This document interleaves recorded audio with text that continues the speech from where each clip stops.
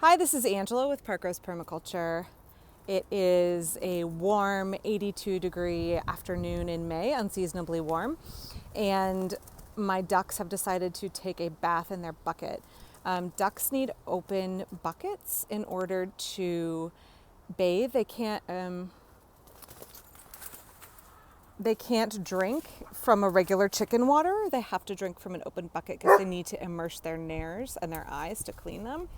So ducks need these open buckets, and they will frequently get their water very dirty, and you have to change it because they try and bathe in it. What you're seeing and hearing right now is the fact that I have two standard poodles who are bred to Apollo retrieve waterfowl. So their greatest instinct is to go for ducks and retrieve them. And when the ducks are flapping and bathing and preening and generally attracting attention, the dogs can't help themselves. So we have to make sure if the ducks and chickens, hello baby, are out playing in their buckets of water, that the dogs have no access to them whatsoever.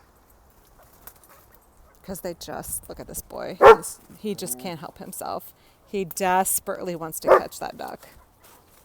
And our ducks, unfortunately, are not afraid of dogs. So, all